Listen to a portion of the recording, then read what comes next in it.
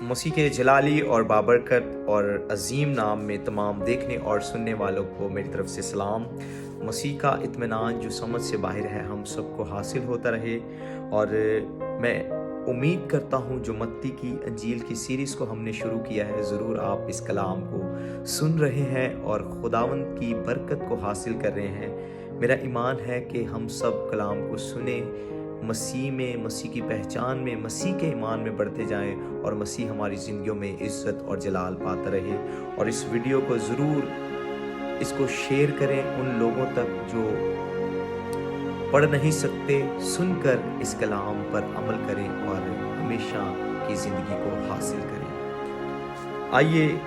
متی کے انجیل کے 23 ابواب ہم پڑھ چکے ہیں، آج میں آپ کے لیے 24واں باب پڑھوں گا۔ خداوند کے کلام میں یوں لکھا ہے، اور یسوع ہیکل سے نکل کر جا رہا تھا کہ اس کے شاگرد اس کے پاس آئے تاکہ اسے ہیکل کی عمارتیں دکھائیں۔ اس نے جواب میں ان سے کہا، کیا تم ان سب چیزوں کو نہیں دیکھتے؟ میں تم سے سچ کہتا ہوں کہ یہاں کسی پتھر پر پتھر باقی نہ رہے گا جو گرایا نہ جائے۔ اور جب وہ زیتون کے پہاڑ پر بیٹھا تھا، اس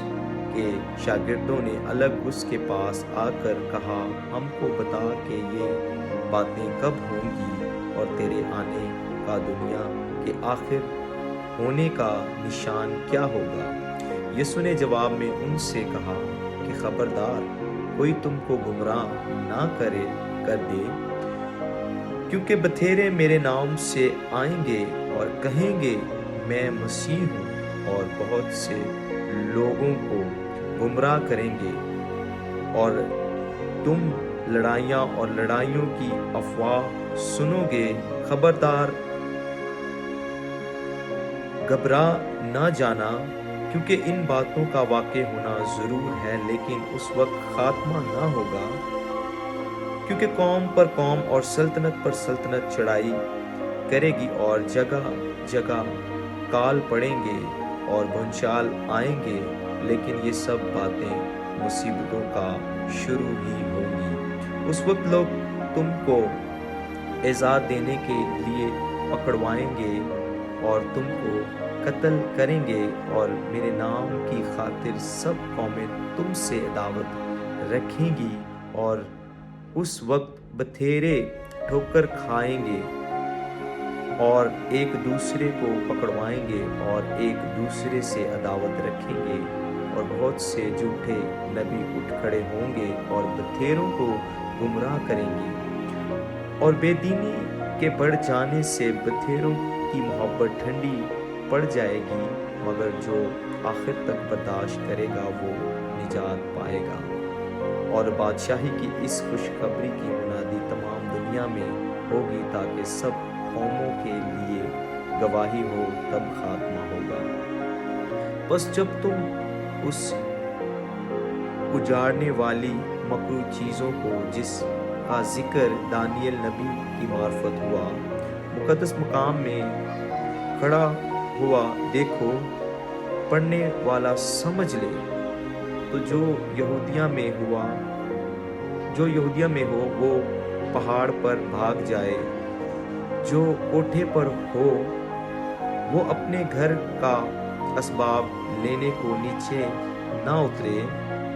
اور جو کھیت میں ہو وہ اپنا کپڑا لینے کو پیچھے نہ لوٹے، مگر افسوس ان پر جو ان دنوں میں حاملہ ہوں اور جو دودھ پلاتی ہوں۔ بس دعا کرو کہ تم کو جھاڑوں میں یا سبت کے دن بھاگنا پڑے، کیونکہ اس وقت ایسی بڑی مصیبت ہوگی کہ دنیا کے شروع سے نہ اب تک ہوئی نہ ہوگی، اور اگر وہ دن گھٹائے نہ جاتے تو کوئی بشر نہ بچتا، مگر برگزیدوں کی خاطر وہ دن گھٹائے جائیں گے۔ اس وقت اگر کوئی تم سے کہے کہ دیکھو مسیح یہاں ہے یا وہاں ہے، تو یقین نہ کرنا، کیونکہ جھوٹے مسیح اور جھوٹے نبی اٹھ کھڑے ہوں گے اور ایسے بڑے نشان اور عجیب کام دکھائیں گے کہ اگر ممکن ہو تو برگزیدوں کو بھی گمراہ کر لیں۔ دیکھو میں نے پہلے ہی تم سے کہہ دیا ہے، بس اگر وہ تم سے کہیں کہ دیکھو وہ بیابان میں ہے تو باہر نہ جانا، یا دیکھو وہ کوٹھیوں میں ہے تو یقین نہ کرنا، کیونکہ جیسے بجلی پورب سے گونج کر پچھم تک دکھائی دیتی ہے، ویسے ہی ابن آدم کا آنا ہوگا۔ جہاں مردار ہیں وہاں گدھ جمع ہو جائیں گے، اور فوراً ان دنوں کی مصیبتوں کے بعد سورج تاریک ہو جائے گا اور چاند اپنی روشنی نہ دے گا اور ستارے آسمان سے گریں گے اور آسمانوں کی قومیں ہلائی جائیں گی، اور اس وقت ابن آدم کا نشان آسمان پر دکھائی دے گا، اور اس وقت زمین کی سب قومیں چھاتی پیٹیں گی اور ابن آدم کو بڑی قدرت اور جلال کے ساتھ آسمان کے بادلوں پر آتے دیکھیں گی، اور وہ نرسنگے کی بڑی آواز کے ساتھ اپنے فرشتوں کو بھیجے گا، اور وہ اس کے برگزیدوں کو چاروں طرف سے آسمان کے اس کنارے سے اس کنارے تک جمع کریں گے۔ اب انجیر کے درخت سے ایک تمثیل سیکھو، جو ہی اس کی ڈالی نرم ہوتی اور پتے نکلتے ہیں، تم جان لیتے ہو کہ گرمی نزدیک ہے۔ اسی طرح جب تم ان سب باتوں کو دیکھو تو جان لو کہ وہ نزدیک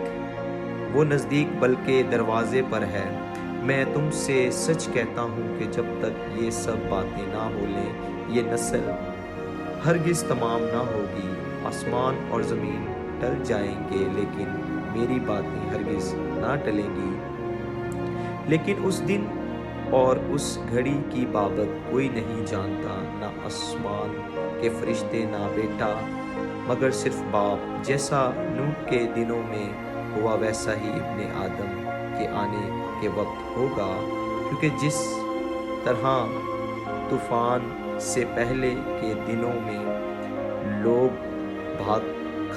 کھاتے پیتے اور بیاہ شادیاں کرتے تھے، اس دن تک کہ نوح کشتی میں داخل ہوا،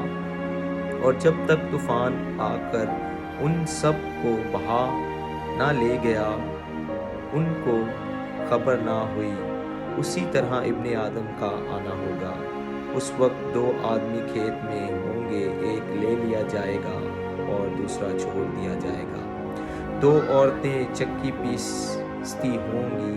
ایک لے لی جائے گی اور دوسری چھوڑ دی جائے گی۔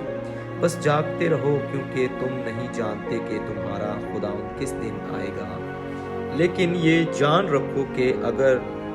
گھر کے مالک کو معلوم ہوتا کہ چور رات کو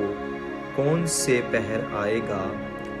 تو جاگتا رہتا اور اپنے گھر میں نقب نہ لگانے دیتا۔ اس لیے تم بھی تیار رہو، کیونکہ جس گھڑی تم کو گمان بھی نہ ہوگا، ابن آدم آ جائے گا۔ پس وہ دیانتدار اور عقل مند نوکر کون سا ہے جسے مالک نے اپنے نوکر چاکروں پر مقرر کیا تاکہ وقت پر ان کو کھانا دے۔ مبارک ہے وہ نوکر جسے اس کا مالک آ کر ایسا ہی کرتے پائے۔ میں تم سے سچ کہتا ہوں کہ وہ اسے اپنے سارے مال کا مختیار کر دے گا۔ لیکن اگر وہ خراب نوکر اپنے دل میں یہ کہہ کر کہ میرے مالک کے آنے میں دیر ہے، اپنے ہم خدمتوں کو مارنا شروع کرے اور شرابیوں کے ساتھ کھائے پیے تو اس نوکر کا مالک ایسے دن کہ وہ اس کی راہ نہ دیکھتا ہو اور ایسی گھڑی کہ وہ نہ جانتا ہو آ موجود ہوگا اور خوب کوڑے لگا کر اس کو ریاکاروں میں شامل کرے گا، وہاں رونا اور دانت پیسنا ہوگا۔ خدا ان کے پاک کلام پڑھے اور سنے جانے پر خدا ان کی برکت ہو۔ میں آپ کی خدمت میں حاضر ہوں گا اگلے ابواب کے ساتھ۔ گاڈ بلیس یو، خدا آپ کو برکت دے، آمین۔